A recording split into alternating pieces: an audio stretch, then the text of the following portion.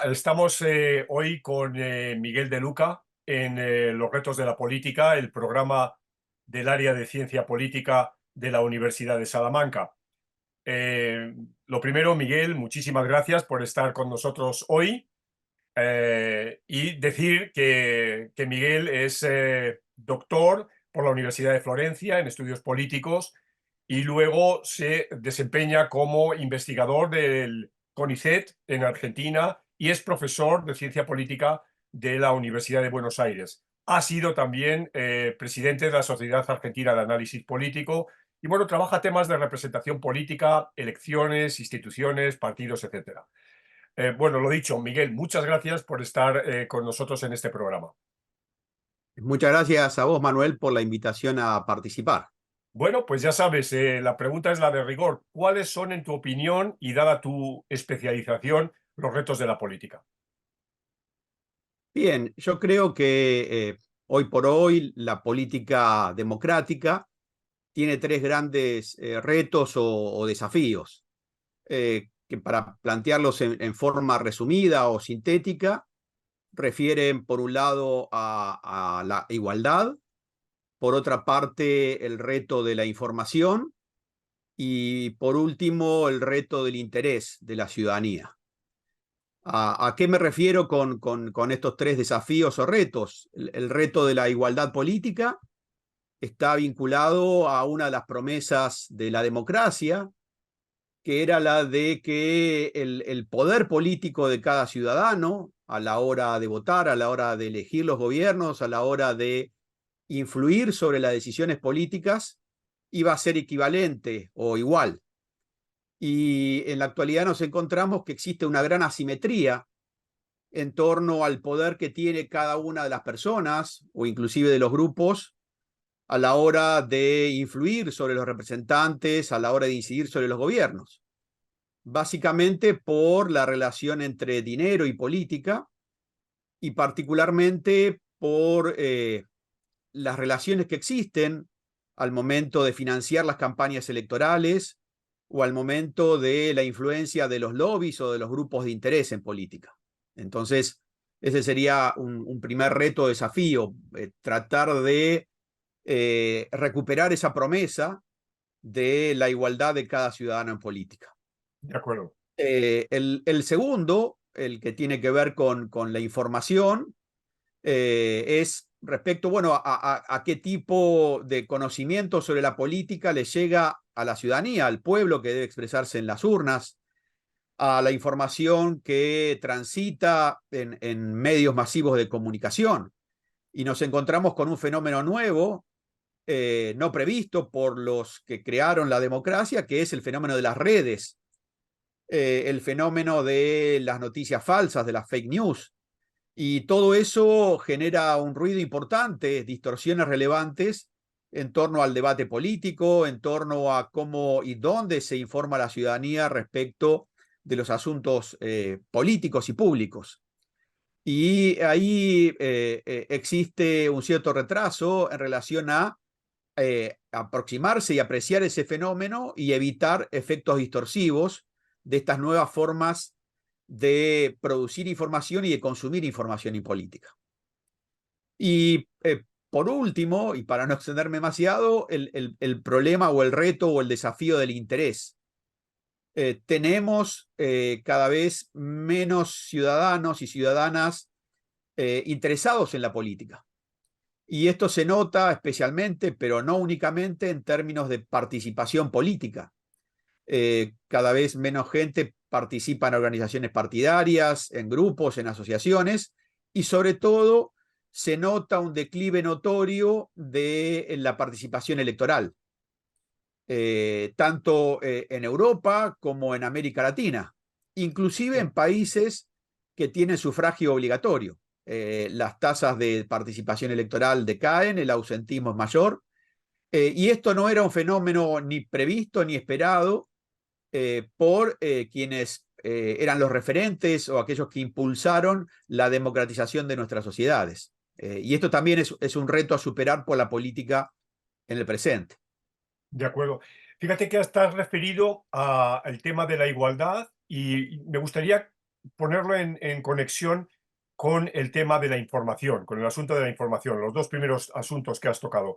Porque aparentemente existe el señuelo de que hay un incremento de la igualdad por el hecho de que todo el mundo, entendámonos, todo el mundo, una gran mayoría de la gente hoy tiene acceso a través de la telefonía celular, pues tiene acceso a un mecanismo aparentemente igualitario, ¿no? Que son las redes sociales, ¿no?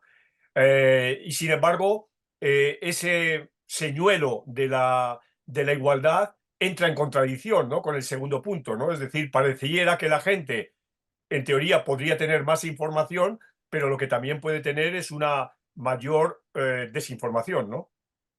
Sí, coincido absolutamente con tu panorama, con tu diagnóstico, Manuel, en el sentido de que las redes, por un lado, horizontalizaron el debate, es decir, existe en ese espacio de redes un debate del cual personas no podían participar, pero también es cierto que detrás de esa, entre comillas, democratización del debate o ampliación de la participación, también hay grupos organizados.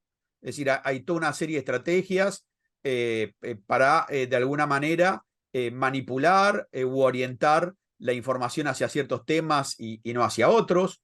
Existen, como todos sabemos, a veces un ataque muy dirigido hacia dirigentes, científicos, académicos, políticos en general, y eso de alguna forma muestra que el debate en las redes puede no ser tan horizontal o tan transparente o tan democrático como se lo presenta o como uno lo podría considerar a una primera impresión. De acuerdo. Y con respecto al último, al tercer punto, al tema del desinterés, y en la medida en que tú eres especialista y trabajas tema de representación, de instituciones representativas, ¿qué papel juegan los diseños institucionales, en tu opinión, con respecto a incentivar o desincentivar el interés de la gente con respecto a la política? Y yo creo que la ciencia política o la ingeniería institucional está en saga, está en retraso en relación a imaginar formas de incentivar la participación en política. En ese sentido, tenemos algunas asignaturas pendientes, los cientistas políticos, los especialistas en estos temas. Pero también es cierto que le cabe una responsabilidad importante a la dirigencia de los partidos políticos en torno a, bueno, no satisfacer ciertas expectativas por parte de la ciudadanía respecto a lo que se esperaba de la política, del gobierno, de las instituciones gubernamentales. Y en ese sentido, parte del desinterés o del desencanto es responsabilidad de la promesa de los políticos en el marco de instituciones democráticas. Y en ese sentido, y hablando de partidos políticos, un tema que conoces muy bien, la figura del partido político como la hemos conocido, ¿no? Como la hemos estudiado a través de, pues, de los clásicos, ¿no? De la disciplina, de Diverger, de Sartori, etcétera. ¿No viven ahora mismo una situación especialmente delicada, esa forma de articular la representación política, de articular los intereses?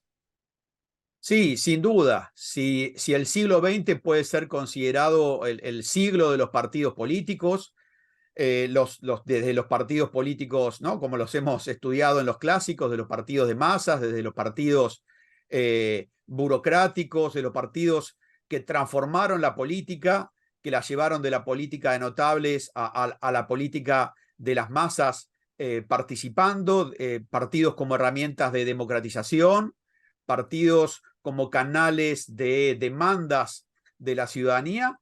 Esos partidos políticos que de alguna manera configuraron ese fenómeno del político profesional, ¿no? Sí.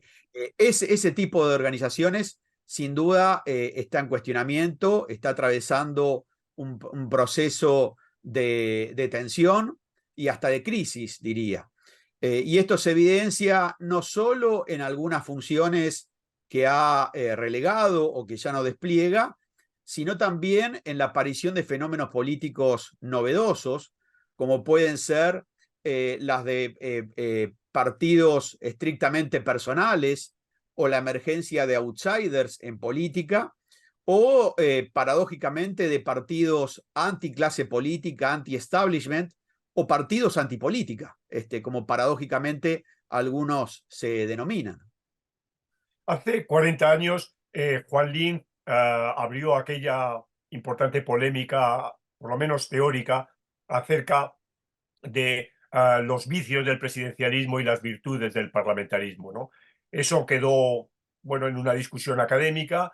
Yo creo que tuvo poca relevancia en articular una agenda de reforma política, por lo menos en el caso latinoamericano, pero hoy pareciera que vuelven a resonar algunos ecos de aquella polémica. ¿Cuál es tu posición teórica sobre el presidencialismo tan presente en la vida política latinoamericana? Bien, diría que voy a plantear mi posición teórica y académica, pero también práctica. De Eh, acuerdo. los aportes del maestro Juan Lins influyeron notoriamente sobre por lo menos las primeras camadas, las primeras generaciones de politólogos en América Latina. Su clásico artículo de debate sobre presidencialismo, parlamentarismo, de alguna manera penetró la agenda de investigación de los especialistas en el tema en los años 80. Y también retumbó de cierta manera en algunos dirigentes políticos interesados en la relación entre instituciones políticas y democracia. Me refiero, por ejemplo, a figuras como las de Raúl Alfonsín, ¿no? Que promovió Sí. el Consejo para la Consolidación de la Democracia y hasta impulsó algún cambio institucional, que de alguna manera, y aunque con ciertos recortes, estuvieron presentes en la reforma constitucional argentina de 1994, pero también en la agenda política de Brasil. Recordemos que en Brasil fue a un referéndum sobre si cambiar o no su diseño de gobierno en los años 80. Julio María Sanguinetti, en el caso de Uruguay, también se vio de alguna manera influenciado por estas ideas. Pero como bien decía Manuel, fue dejado de lado en ciertos momentos posterior a esos años de la transición, porque la emergencia económica en muchos países y en otros casos emergencias de tipo sociopolítica concentraron el poder o empujaron la concentración del poder en la figura del presidente, ¿no? O de la presidencia. Hoy por hoy resurgen nuevamente algunas de esas hipótesis, de esos argumentos de Linz. ¿Por qué? Porque, como decíamos hace un rato, están en crisis los partidos políticos tal cual como los conocíamos. Varios de los sistemas partidarios en América Latina han estallado o atraviesan procesos de una fuerte reconfiguración o transición. Y esto repercute sobre la representación política en los parlamentos. Los presidentes ya no son presidentes que gozan de mayoría en los parlamentos y eso hace en los congresos, y eso hace que sea mucho más difícil llevar adelante el gobierno. Y en otros casos también los cambios se notan en los propios liderazgos políticos, en la propia calidad y perfil de los liderazgos presidenciales. Ya no Sí. son aquellos políticos de carrera, ya no son aquellos dirigentes nacidos y criados dentro de organizaciones partidarias o que tienen experiencia en el arte de la negociación política, que están acostumbrados a negociar leyes con congresistas, a juntarse o reunirse con gobernadores, con senadores, con diputados, sino que en muchos casos son neófitos, son recién llegados, son outsiders, y eso de alguna manera mete un poco de tensión o de ruido en las relaciones entre presidentes y Congreso, que es la clave del funcionamiento de los sistemas presidenciales. De acuerdo. Entonces, ahí habría que un poco revisar o releer los aportes de Linz y de varios de sus seguidores, porque de alguna manera ya planteaban en forma pionera o llamaban la atención sobre algunos de esos riesgos del diseño presidencial. De acuerdo. Bueno, eso inevitablemente me lleva ahora a preguntarte por la política en tu país, en Argentina, ¿no? ¿Cuáles son los retos que tiene la política hoy en Argentina?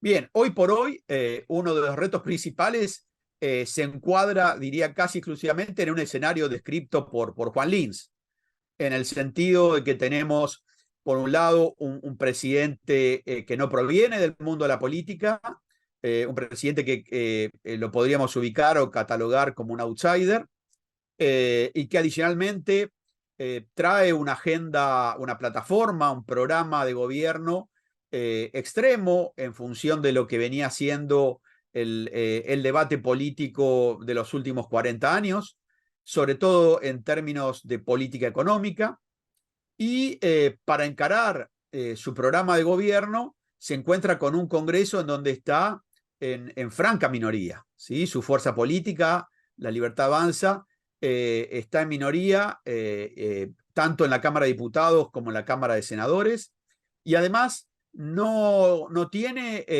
no responde a su fuerza política en ninguna de las 24 gobernaciones, que en Argentina, tratándose de un Estado organizado políticamente en términos federales, los gobernadores de provincia son actores muy importantes en la política, sobre todo porque estructuran de alguna manera la competencia a nivel subnacional, pero además inciden o influyen sobre el comportamiento político de los legisladores nacionales. ¿Sí? Hay una porción significativa, una parte significativa de diputados y senadores que responden de manera más o menos disciplinada a los Sí. gobernadores. Bueno, el presidente actual carece de cualquier gobernador que pertenezca a su fuerza política. Y esto hace que, bueno, que la política en Argentina hoy por hoy esté, por un lado, en cierta tensión entre presidencia y Congreso, y también frente a un panorama de incertidumbre. Esta es, para decirlo con trazos muy gruesos, el escenario político en la Argentina actual. Y hablando de las tres variables que tú has empezado, con las que tú has empezado tu presentación: igualdad, información y interés, desinterés de la gente. ¿Cómo situarías esas tres variables, esos tres puntos en el panorama político y, bueno, y social y económico, ¿no?, de Argentina? Eh, Bien, desigual- para sí, decirlo en el poco tiempo que disponemos. En primer lugar, el primer punto, lo que decía en relación a la igualdad política, justamente en la agenda de reformas políticas que impulsa el actual presidente, está presente una propuesta de reformar el financiamiento de la política, de las campañas electorales, que reintroduce en el debate este tema de la relación entre dinero y política, ¿no? Una de las promesas de la democracia era, como decía al inicio, que el voto de cada ciudadano y ciudadana valía lo mismo. Bueno, existe en la agenda gubernamental la idea de que hay que cortar o eliminar el financiamiento público de los partidos políticos, sí. reconfigurar las formas de sostén presupuestario de las campañas electorales. Entonces, esto es un tema que está claramente, como se dice, en el tapete, en la mesa de discusión. En cuanto a la información, la importancia de las redes, bueno, claramente Milei, como un outsider de la política, ha hecho una campaña novedosa basada en redes, una campaña de nuevo tipo, donde las redes han ocupado un lugar central, y ese también es un tema de discusión, de debate, y que lleva a los partidos tradicionales a repensar o a reflexionar acerca de las formas de hacer política en la Argentina. Y por último, la cuestión del interés. En Argentina también, en la Argentina tenemos voto obligatorio, pero también se registran una decaída, un declive de la participación político-electoral. No es notorio a nivel de lo que ocurre en otros países de la región o de lo que sucede en Europa, pero mientras en la primavera democrática, en los años 80, teníamos tasas de participación por encima del 80%, hoy están declinando, casi 10 puntos porcentuales debajo de ese 80%, tanto en elecciones nacionales y mucho más en elecciones de carácter provincial o local. Para una audiencia, sobre todo, Miguel, no argentina, ¿qué hay del peronismo como fuerza política, pero también como capacidad de movilización a través de la calle, ¿no? De una sociedad que pueda no estar de acuerdo con las medidas del gobierno? Bien, bueno, como por lo menos así lo consideramos buena parte de los especialistas argentinos o sobre Argentina, el peronismo desde los años 40 en adelante ha sido el gran actor político partidario de la vida de nuestro país, en el sentido de que todas las fuerzas políticas de alguna manera se configuraron o reconfiguraron en relación al espacio ocupado por el peronismo, sea en el gobierno o sea en la oposición. Es considerado, por lo tanto, el partido que de alguna manera organiza la política, para bien o para mal. Y es un partido, como podemos decir, para todas las épocas. Es un partido que en algún momento fue el partido que construyó desde el gobierno las instituciones del estado de bienestar a la Argentina. Y ha sido también el partido político que en los años 90 de alguna manera reconfiguró o recortó las instituciones del estado de bienestar Sí, con Carlos Menem para luego reconstituirlo en la experiencia del gobierno de los Kirchner.